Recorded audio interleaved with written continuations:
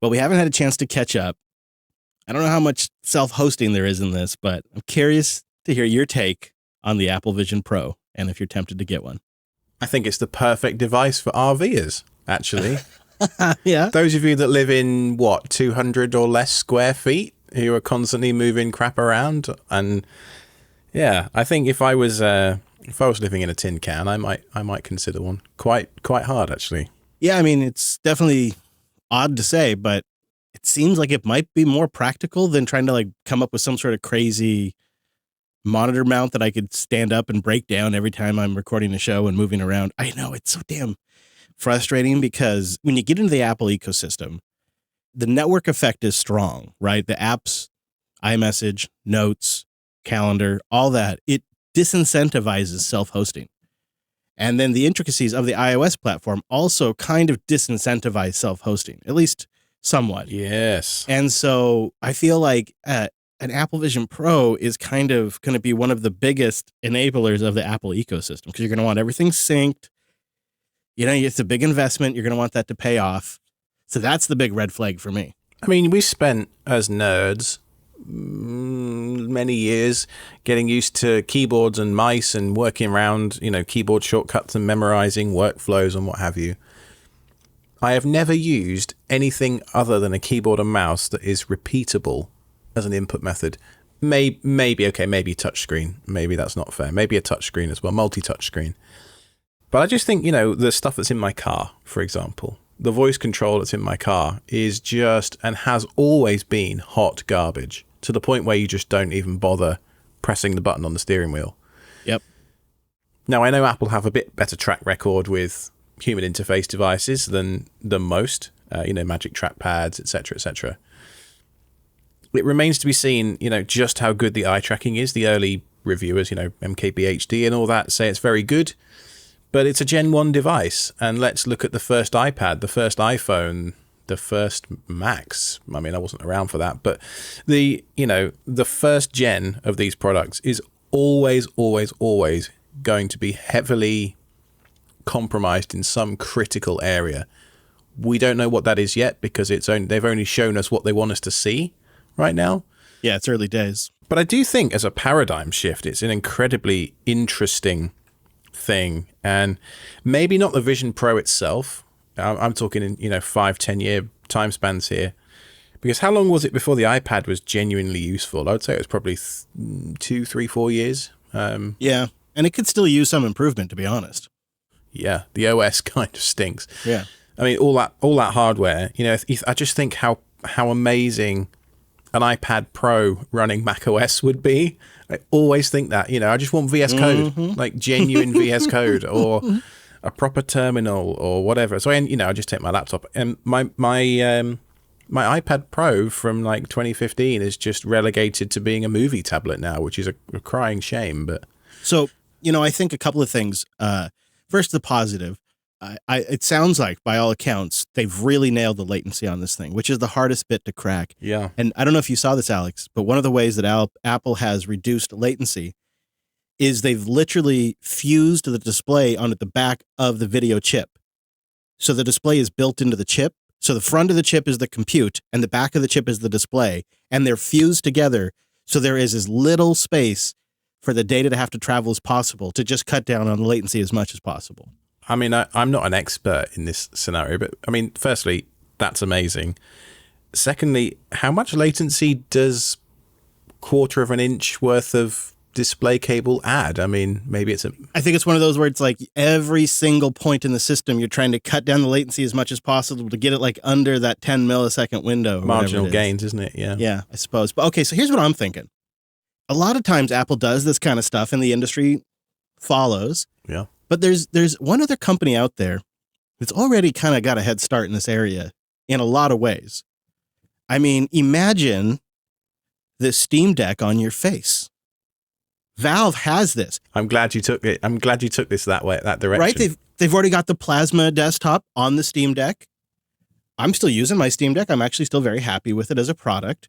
I think the biggest thing it lacks is VR. But Valve has kind of hinted in interviews that VR is a direction they want to take the Steam Deck in future iterations. I wonder, if there is a use case for a belt-mounted computer, you know, because a Steam Deck is ostensibly a gaming device, right? Whereas the Vision Pro is, I mean, the M2 is just a phone strapped to your face. Well, not a phone, is it? It's a laptop strapped to your face. More like a Mac, yeah. Yeah, wow.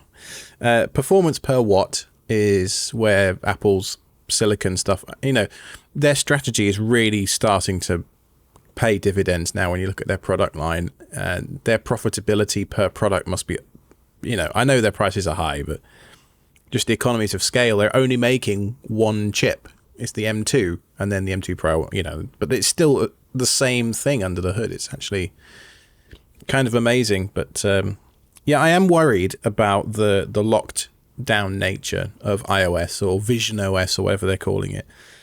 Because I know there's going to be things where I think, oh, I wish I could have this and that on the screen at the same time, and they're not going to let me for reasons. Because that's just the way Apple does stuff. Well, you're not going to get access to the terminal, right? Like one of the things that makes the Mac a useful workstation is you can drop down to the terminal and you can use Brew and you can install command line tools and you can use it like a Unix workstation. Even though they've tried their hardest to stop you doing that sometimes. Yeah. Well, we know about companies and their desires. There's a strategy tax for sure. I feel like this whole week has been the corporate strategy tax week. Hasn't it ever? How has your week of no Reddit been going for you? Because it hasn't been great for me. Well, I'm not a professional content producer, number one, right? I mean, you know, we make this show, but I'm not like you doing 5 shows a week or more sometimes. It's not been too bad, actually. My muscle memory has gone to the space on my home screen where Apollo was. I've got my phone out my pocket, you know, when my brain's on idle, as you do. You get your phone out your pocket, you swipe to unlock it, you just kind of go for it. You hover where the icon was, and in that split second, my brain goes, oh, okay, and I put it away. Yeah, for me, where I felt it the most is Google searches and stuff. Yeah. I can't tell you how many times I've accidentally just stumbled onto Reddit through Google search in the last week. I'm like, oh, dang it. You know, just trying to get the answer to something or look something up. Google is a lot less useful without Reddit. And then to fill the time, I think I've spent more time on Twitter this week, which that's not good either. You and your buddy Tucker, hey? Oh, boy. And I feel like, you know, this Reddit situation is never going to get better. The CEO appears to be doubling down on the strategy. The moderators aren't actually as impacted as the application developers themselves. Yes, the moderators lose some tooling, but they're really doing it mostly in solidarity. You know, on Monday, it was nearly 8,000 subreddits that went dark. Now it's about 5,000, according to Red Dark. So I feel like it's all going to be for nothing. And that kind of makes me a little bummed, too. I'm very glad that self-hosted is one of them. I just don't feel like I can trust Reddit at all. You know, there was the whole debacle with them trying to slander Christian, the Apollo developer, saying he threatened them, and then he released the audio of the call proving that he did not. And then Spez's retaliation, you know, quote-unquote apology, which was anything but. And then the leaked memo saying, we're not affected, don't wear Reddit gear out in public, you know. We'll Steady weather as it goes. We'll weather this storm, you know, screw you. It'll blow over. It'll blow over. And like, if you look at the actual data, like Fuzzy Missborn's just posted in the chat for us, you know, the comments and the views and post counts and all that, barely even registered. If you consider that a huge portion of Reddit went down, it's kind of amazing. Like, where did these people find to actually comment? Yeah, so it's barely even been a drop in the bucket, you're saying? The protest? Yeah, I mean, especially the fact, so it's like going on strike. You know, let's say you're a teacher or a nurse or a train driver or something, and you think, right, I'm going to go on strike, but I'm coming back to work on Wednesday. Yeah.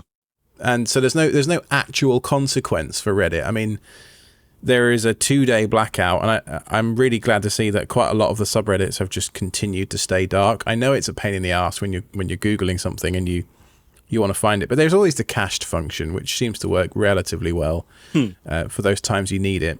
But it just goes to show, and this is a drum we've beaten many times on this show, we should not trust profit-motivated companies with our most precious resources, which in this case is human knowledge.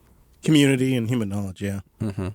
Yeah, and Reddit's kind of like this weird old school internet thing, right? Where you've got like all these moderators with their own communities and their own little fiefdoms that are actually doing a lot of the work for Reddit. That's just it.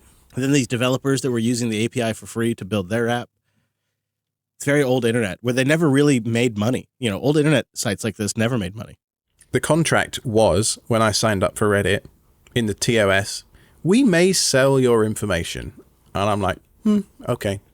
You know, we may sell your air quotes work for advertising revenue or whatever.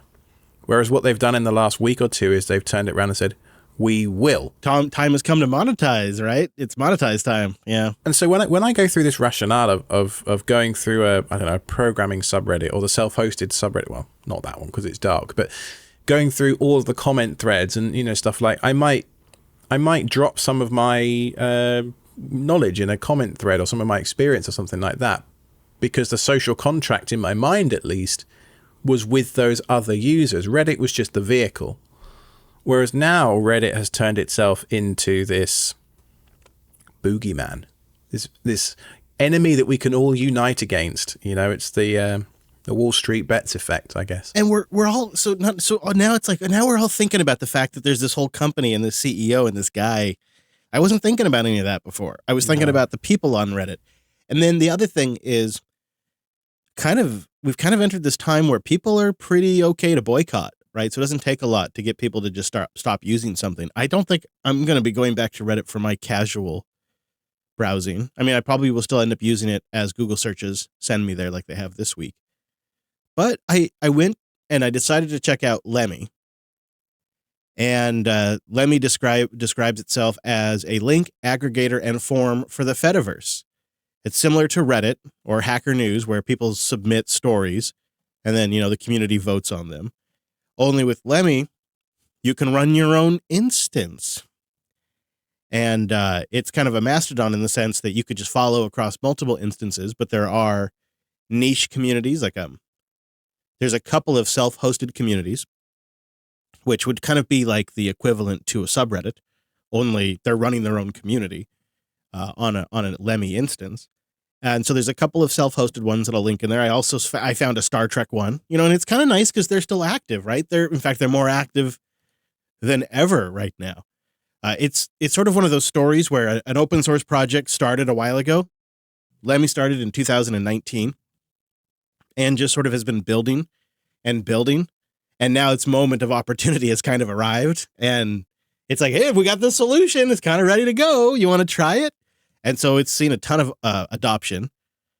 And, you know, there's a lot of communities that have been built in just like the last 2 weeks. And it seems like the technology under it's pretty good. I feel like we just executed this playbook for Twitter, didn't we? With Mastodon. I feel like we've just literally tried this exact thing. So in some ways, the timing of Reddit is kind of dumb because we've got the tools. We know that, you know, maybe not everybody from Twitter is going to come across to Masto, but, you know, a good chunk of people that I care about have moved over. That could be the situation again. And maybe unlike Mastodon, you know, Lemmy's built on top of Rust and TypeScript and so it's others. Perfect for your LUP stuff that you've been doing as well. It's AGPL. They have a pre-built Docker Compose that's pretty sophisticated. And they also have a ready-to-go Ansible playbook so people can just deploy it pretty simply on their system. They got a pretty good mobile interface, but there's also a couple of well-known native Android and iOS apps that support it, which is kind of nice because mobile is one of the main ways I interact with Reddit when I'm doing it intentionally. It's got all the moderation abilities you want. You can tag stuff not safe for work, which is a big controversy in all these Reddit clones. And they say they're aiming for high performance. The front end is 80 kilobytes when it's gzipped up. So when it loads down, it's 80 kilobytes. And they support using Raspberry Pis as the back end server. Like that's what one of the things they're architecting for. It's pretty nice. I would believe it looking at the Docker Compose file. So they're using Postgres for the database on the back end.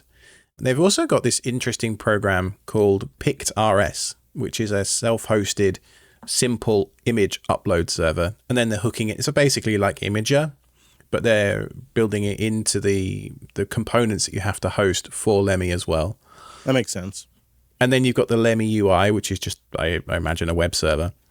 And then the actual Lemmy application itself. So it's really not too heavy, to be honest with you. It's a pretty light-looking stack for what it's trying to do. And if you're familiar with Reddit at all, you will be right at home with any Lemmy instance. Now, if you want to go and find more Lemmy instances, so you don't actually have to spin your own up just to play around and have a look, which is kind of nice. You can go to join-lemmy.org/instances. And over there's a list of some of the recommended ones. I'll go to lemmy.world right now and have a look at the top posts. You know, people talking about subreddit refugees and stuff, as you would expect at this time over there. But what I found really interesting as well, there's another website called the-federation.info. And over here, this website's goal is to document the projects and protocols and nodes and users of the federated internet, the Fediverse, right? And if we go into things at the top, right, at the top of their project list, you've got Mastodon, you've got Matrix, you've got PeerTube, all the key players.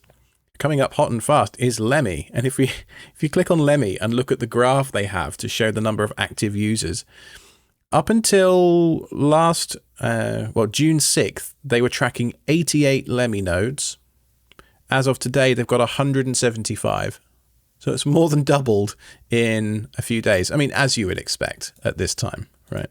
Yeah, you know, it's funny how these corporate companies just don't even think about the Streisand effect that this sort of creates. I'd never even heard of Lemmy until Reddit had gone and done this and created this whole backlash. And then I started seeing people say, I'm going to Lemmy. And it took me a couple days to be like, all right, I'll go check it out. Yeah. And I don't know, man, it might work for me. You know, Mastodon hasn't really stuck.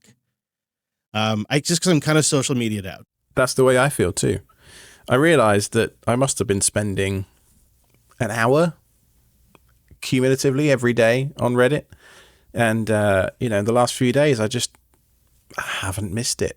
It's been a little frustrating, as I said, come across it on a Google search or looking for a particular product. You type in best car wash shampoo, Reddit. You always do that because Google itself is so full of SEO optimized crap these days that Reddit felt like a refuge of actual human experience. And it's just a shame that that's gonna go away. So yeah, now I'm just gonna switch to ChatGPT. What could go wrong with that? Tailscale.com/self-hosted. Head on over there to support the show and get up to 100 devices free on a personal account. And now, unlimited subnets too. Tailscale is a flat, simple mesh VPN powered by WireGuard that you can get up and running in minutes.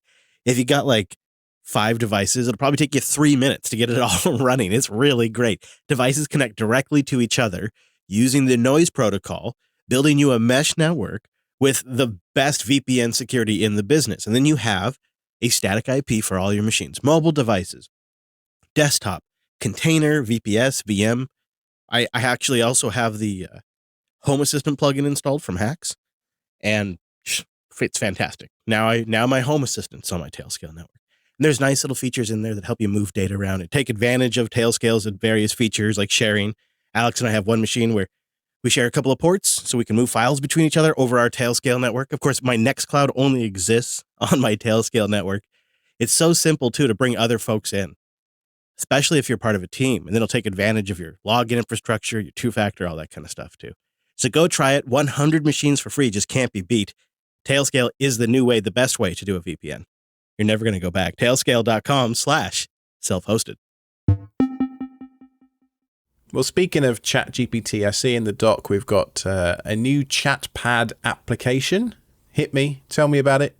Well, this is my compromise for using things like ChatGPT, is something that I host locally that sort of limits the data collection. And recently there's been a surge of these apps that you run and it interfaces with ChatGPT via the API. But this one's really touting itself as targeting premium quality design, interface options. And I think they've actually gotten there. One of the things I really like about this, and it's a It's a super basic Docker compose to get this thing up and running. You pop your API key in there, and then it's all self-hosted locally as far as like the data and information that it stores. You can store the conversations, you can tag them, you can generate prompts. So there's a few things I do a lot. Like I often will ask it to just summarize a story into bullet points, prefix those bullet points with an emoji that represents the content of the bullet point, and then format the results in raw markdown. And then I can look at that and I can put that in a list and decide if that's a story I want to read later or not. And I'll just have ChatGPT crank through that kind of stuff for me. And, you know, the nice thing about this is I can just store that as a prompt. And so I can just hit that button and just boop, and I don't have to type it out every single time I'm going over to Chad and asking it for something. And the developers did a fantastic job of making it sharp and fast. And they also have created a desktop version, which I assume is just Electron. It seems really solid. And it's so simple to get going. I wonder if they have the Docker Compose. Yeah, they do. I have to show you this, Alex. You need an API key for something like this, though, I assume, right? You do. You do need the API key from OpenAI because you're not running the back end stuff locally. You're just accessing ChatGPT over the API, but with some advantages. Your data is stored locally, and anything that gets sent over the API to ChatGPT is only stored for 30 days and deleted and is not used as a training data set. So there's some better privacy retention policies if you're doing this over the API. Plus, like the conversations, you know how you get like the stored conversation in ChatGPT? That isn't stored on OpenAPI server. That's stored locally and organized on your system. I find it funny that we're talking about ChatGPT and the privacy implications right after we've just talked about Reddit, who one of the reasons they cited for doing this API nonsense, charging so much for it, was the fact that ChatGPT was trained on human knowledge like Reddit. Yeah, I think OpenAI and Microsoft have made themselves a deal in hell. I think it's going to tear the two companies apart eventually, and it's going to squash a bunch of like projects inside Microsoft because of the amount of money they're now putting into OpenAI. And Sam Altman, I believe, is a big scammer. That's my personal opinion, having looked into it. I think the guy is trying to sell a problem and a solution at the same time, and he's trying to freak everybody out. When really what he's done is he's created a large language model that says what you expect it to say, and it types it back like a 1980s computer. And so people find that kind of scary, and he's able to scare old dinosaurs in Congress who don't understand how technology works into thinking that AI is about to take over the world. And by the way, everybody's going to be bots. You won't be able to distinguish anything from AI. It's going to be horrible. All this misinformation online is going to be very dangerous. You got to regulate it right now. And since it's such a problem, I have this other project, this cryptocurrency that I just got a bunch of VC funding for, over $100 million, called WorldCoin. And WorldCoin will scan your iris and create a world identity for you for their world payment system and identification system. And then WorldCoin will verify that you're not a bot when you're online, as long as you're signed into the WorldCoin network with your iris that's been scanned. Oh, that sounds scary. Well, I'll pay everybody. So if you scan an iris, I'll pay you. And if you get your iris scanned, I'll pay you in this coin that I've created out of thin air. And then we'll all be verified. So we don't have to worry about AI. That's literally Sam Altman, and I don't like ChatGPT for those reasons, but I have to recognize it is a useful tool.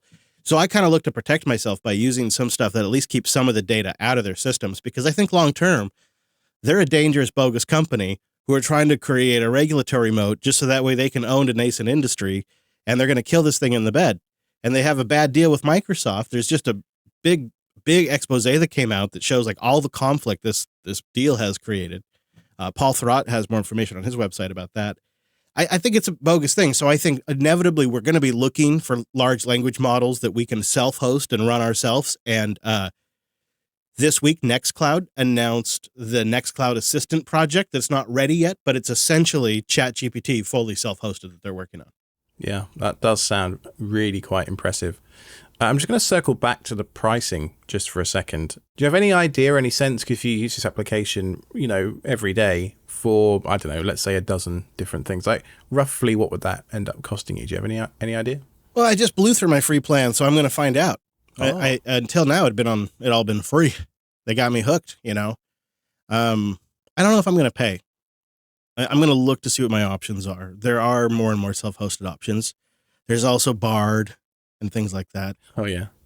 It's really frustrating to watch because it's all basic functionality behind an API. Because what's tricky is if I look at the OpenAI pricing page, they have different language models at different price points. Yes. You know, so GPT-4, there's an 8K context and a 32K context, and it's 12 cents for one and 6 cents. Like, I have no idea what any of that means. I'm sure they do. They do a horrible job of explaining it on their pricing page. Why can I not just say pay a few dollars a month? Like all you can eat almost. They have like this pro plan. It's $20 per month. And I think along with a bunch of other things, it does give you more API calls, like a lot more API calls. Okay, maybe Reddit should use those, eh? Well, that was my thinking, right? Is Reddit could just charge OpenAI and, you know, all the others one very high rate. So here's the thing about Reddit. I know this whole episode we're talking about everything else and Reddit all at the same time, but they wanted $20,000 a month or something for Apollo, right? And I would pay $5 a month for Reddit, dare I say out loud. I mean, the amount of utility I get out of it. Would everybody else pay that? And, you know, the whole point of Reddit, like GitHub and all these other guys, is the community aspect. And if everybody doesn't pay, then it doesn't work. You monetize the user. So the user subscribes. They get an API key. They put that API key into Apollo, and now they get access to Reddit. Yeah.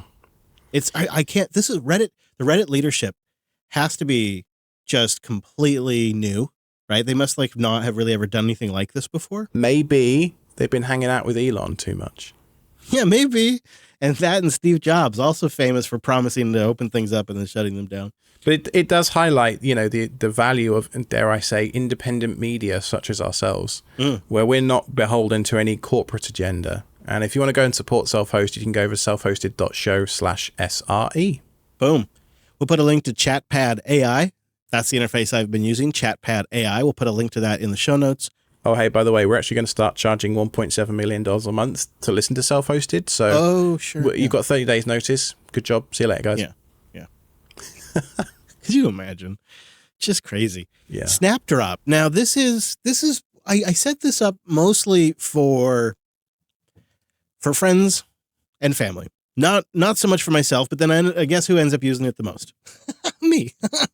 So it's called Snapdrop. It's been around forever, but I finally actually gave it a go. Have you ever used this? No, but I used AirDrop for the first time actually in the real world at the weekend. Oh, the real Apple thing, yeah. Yeah, I was at the racetrack and someone took a picture of me in my car on the track, and just a stranger who I'd never met, he walked up to me and said, "I took a picture of you in your car. Do you want it?" And I was like, "Yes, please."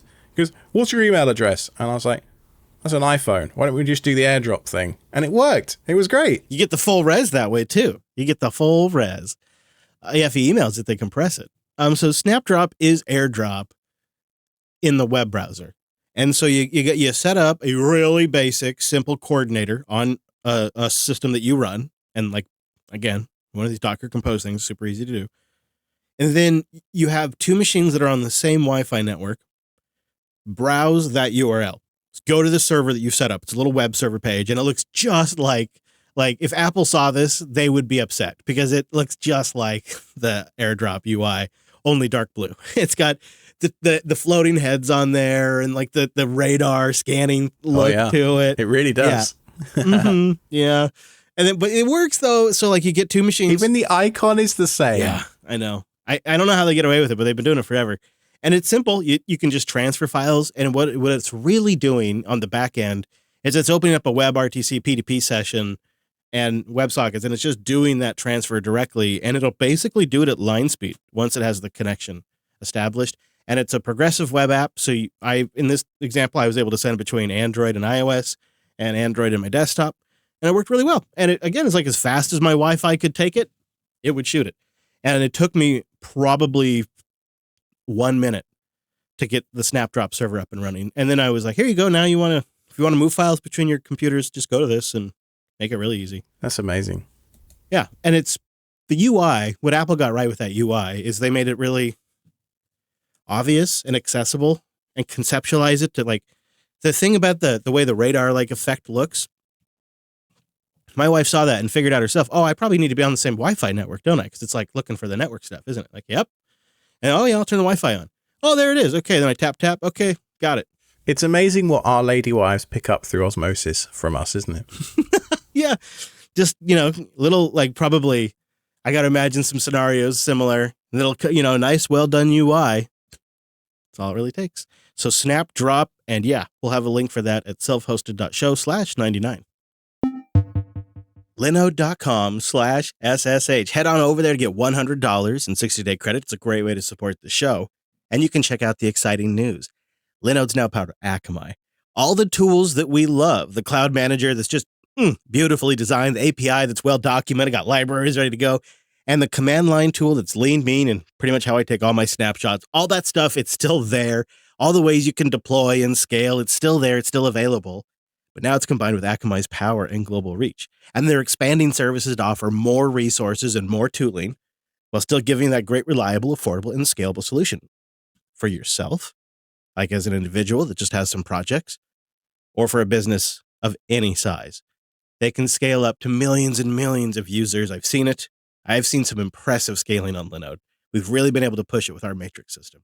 As part of Akamai's global network of offerings, the data centers are expanding worldwide. They're going to give you access to even more resources and help you grow your business, your community, or your project, help you serve your clients, your customers, your friends, your family, whatever it might be. So don't wait. Go experience the power of Linode right now. It's now Akamai. Go to linode.com/SSH. Get that $100 and learn how Linode, now Akamai, can help you scale your applications from the cloud all the way to the very edge. It's linode.com/SSH. Now, a little bit of shameless self-promotion here. You will know I'm a Volkswagen Golf enthusiast. I have the 2004 Mark IV R32 in deep blue pearl, or deep pearl blue, whatever. There'll be a link in the show notes. I am unfortunately looking to sell the car. There'll be a link in the show notes to the advert for said vehicle. Oh, I wish I could get that. Yeah, it's a wonderful car, but priorities dictate. Racetracks are expensive. A little change in priorities. So if you're interested, hit me up. You know where to find me. And it's probably time we did some feedback, eh? Yeah. You know what? If I were in the market, I'd grab that car. Because I tell you what, the move around here is you let Alex buy something, let him fix it up, and then you buy it off him when he's done with it. That's the move. We've dumped a lot of money into that car. And it is probably in the best condition it's been in a decade, to be honest with you. But yeah. So Ryan wrote in, and he was looking either from us or from the Brain Trust out there in the community for some suggestions for self-hosting an NVR type DVR for security cameras that could possibly do license plate detection and maybe even OCR. And the thing to consider that might make it a little tricky is that he lives on a busy road next to an alley. He's downtown, and he actually expects this is probably a tool he's going to need. So if you have any suggestions, or Alex, I'm curious if you have any particular suggestions. The license plate detection and OCR bit is kind of where that's where I don't really have any tooling that does that myself. There is a video from DigiBlur. You're probably familiar with his YouTube stuff. And he is using Home Assistant in conjunction with several different projects in this video that there'll be a link to in the show notes to do automatic license plate reading using a Dahua, I think, DAHUA brand of camera. As I recall, it was a long time ago I watched this video. It kind of works. It's sort of, I mean, I don't know how useful it is genuinely having someone's license plate. I mean, if you can freeze frame the video and read the plate, you can probably do the same thing with OCR or, well, what do they call it? License plate recognition software. But there is one particular one called Plate Minder, which I think is an interesting one, which I'll put a link to in the show notes as well. And this is another one that it states it's in very early stages of development. I've never actually used it because I live in a cul-de-sac, so I see about 3 cars a day go past my house, to be honest. So I'm not the target market for this. But if I lived on a busy road, I may well be. So I would love, actually, some of the audience to try some of this stuff out if they live on a busier road or something like that. Now, there are probably some privacy implications depending on what state you're in terms of recording people's cars and actually storing this data. I'm not an expert. I am not a lawyer on this stuff. It'd be funny to run this on the RV as I'm going down the road. Have it hooked up to the Wise Cam, just capturing plates, so I could keep track of everybody I've ever driven past. What could go wrong? Not creepy at all. Not creepy at all. Oh, crap. Wife's coming home. Look busy. Yeah. I guess it would be nice to know maybe what he's thinking is he wants to figure out if somebody's a repeat visitor. You know, somebody's a problem. No, I really appreciate that there are plenty of certainly valid use cases for this stuff, but not for me personally. Tim wants to be his own Netflix for the whole family, and he says, would it be possible to set up a DNS server for my family that points all their traffic to a self-hosted reverse proxy on my network that would then route traffic for each of the locations through a single IP? Obviously, I'm a little new to proxies, but I'm generally comfortable redirecting DNS traffic, and I'm unsure of whether a proxy would be able to take the traffic in through the WAN interface and change the layer 3 info and then redirect it out the same WAN interface. So he wants to host a DNS server for his entire family, right? And I don't know if this is spanning multiple sites or not. It seems like a really horrible idea to me because you're introducing a single point of failure behind what I assume is residential grade internet for your family.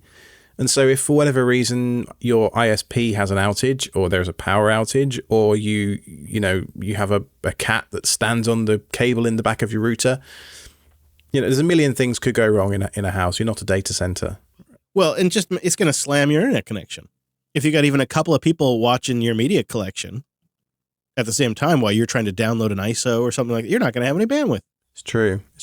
Because DNS, it's not bandwidth intensive in the same way as streaming video would be.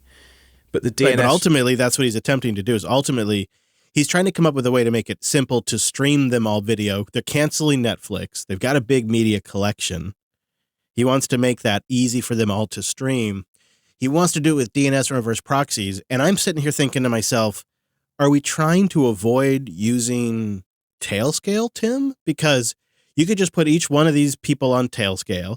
And I'll tell you the way I'd do it. If I were to build it today, I would put the media playback infrastructure on Linode. And then I would Tailscale it. I wouldn't put any of it on the public internet. And I would put all of my family and I would put all of my systems on Tailscale, or I would set up a subnet router if it's like a set-top box and I can't put Tailscale directly on it. I would put a subnet router on a machine and do it that way. And you could use Magic DNS if you want, or just use IPs. And I don't care. I don't care how you do. You could put Pi-hole in the Tailscale network and just do it all that way. You're not going over the public internet that way. It's handling all the routing for you, all the mesh VPN stuff you might need, all the NAT stuff. The IPs will remain static, and you could just run like Jellyfin or something on a Linode that's going to be able to take that bandwidth from everybody watching at once, and then you could even take advantage of like watch together features and stuff.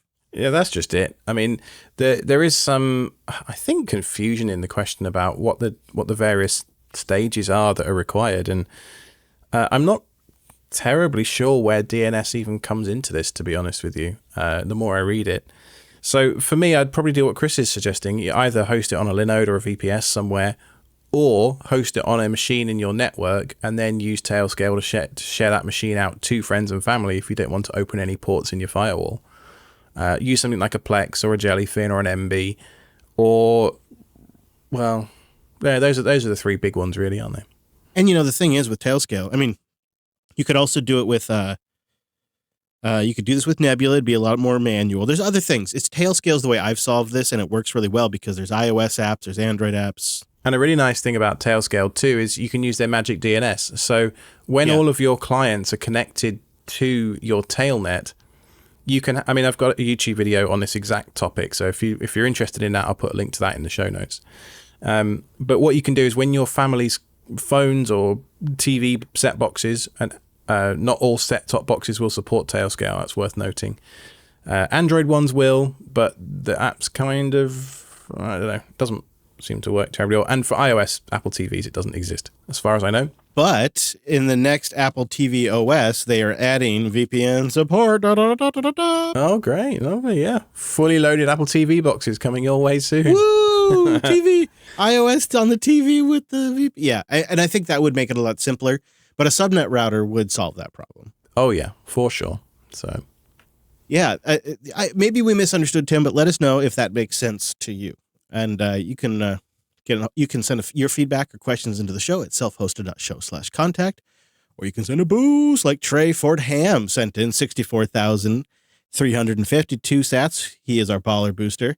Says, I've listened to Self-Hosted from episode 1 and the Jupiter Network in general as far back as when the network was bought and then eventually sold back to Chris. Either way, I just wanted to show my support by my first boost to Self-Hosted after setting up Alby. Love the show, although sometimes I feel like I've heard about the topics on the show already. I enjoy Chris and Alex's take on self-hosting. Thanks again for a great show, guys. Imagine how we feel making the show, sir. Sometimes. Yeah, he also sent us his zip code with a boost, which looks like he's coming in from Dexter, Georgia. Is that what? Yeah, right? Oh, Do I have yeah, that lovely. Right? Near Rents? Interesting. The craziest, coolest places people come in. We do the top 4 boosts, and Jack Off is our number 2 with 48,160 sats from the podcast index. Looks like I finally figured out how to boost. I've been listening for a couple of months, and I appreciate all the content you guys produce. Thank you, sir. And Self-Hosting His Life comes in with a row of McDucks, 22,222 sats. First-time booster, long-time party member. Look at all these first-timers this week. Love the show, and I want to keep supporting the quality content. I just noticed that the Privacy, Security, and OS Int podcast is doing a series of episodes on self-hosting. It's great to see the recognition of this importance outside of just self-hosted show. Crossing my fingers for a crossover episode. Yeah, maybe we should get on that. But I think just, what we talked about at the top of the show, the Reddit stuff, the Twitter stuff, there's been a couple of major punches this year to people's social media psyche, waking them up True. And then there was the Google thing last year, the Google Photos with thing. the dad account getting shut down. And then you saw the Lewis Rossman video this week, I take it, with the whole... With Alexa. Yeah, cancel. Amazon shutting down that guy's account because the driver reported him for saying something racist, which actually ended up just being a misunderstanding. We've ended up in some kind of weird, horrible, dystopian version of what the internet could have been, unfortunately, and driven by corporate profit, of course. But what seems so strange to me is why not, since these are your customers, like this guy, he was like a super Amazon customer. He bought every smart home stuff they had. Why not? Or, a lot of it. He, by the way, also clarified later on he had Raspberry Pis, and he was able to control his stuff without the Alexas. But, why wouldn't they just default to just disabling shipping? And, with Google, if they thought he had child porn in his Google Photos, instead of shutting down his 15-year-old Google account and automatically transferring it to the police and then sending a copy to Google staff to review, why not just shut down his Photos account? Flag his account and set it up for review. Just disable Photos. Amazon could have just disabled deliveries. Google could just disable Google Photos and then review the account and proceed further after if the claim seems legitimate. But instead, it's like they go to 11. They go to, you are absolutely guilty and you will be immediately served your punishment. You will be thankful and lucky if you can get a review and get our attention. And it's just so customer hostile, and it's such bad publicity. It fundamentally undermines our trust in these cloud services, and it could be moderated significantly just with that simple step of just dialing back and making the reaction a little more reasonable. Disabling deliveries. You could always just start at DEFCON 5. You don't have to go straight to DEFCON 1, do you? Come on. Seems like it. Gene Bean's our last boost this week of the top 4 for 4,096 sats. He says, I'm excited to see what 45 drives creates. Me too. And we will be checking in with those guys regularly, so don't worry about that. I've been reflecting on that too and thinking more and more, I could see JB is also in that space that they might be targeting.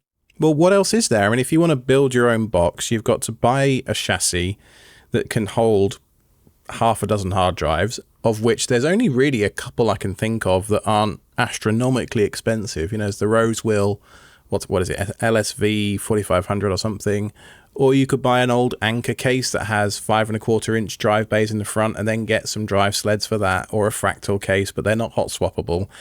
I could go on, right? There's just no good options unless you are building a data center or want to buy a Synology. There's not really anything in between. We've looked at a few options on this show. There's the UNAS, but build quality of that wasn't great, and the thermals were awful.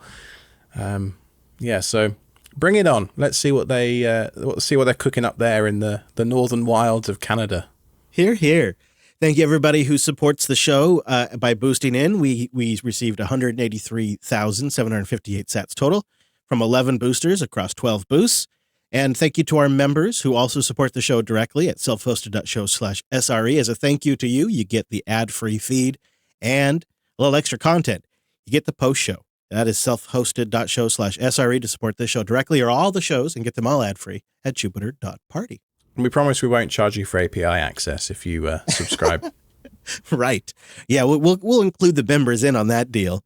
That's how you goose the membership is maybe we create the JB API, we charge a ridiculous amount for it, and then we give the members a kickback, and then they go out there and they promote it for us. They become our sales force. Mm-hmm. I'm liking the sound of that.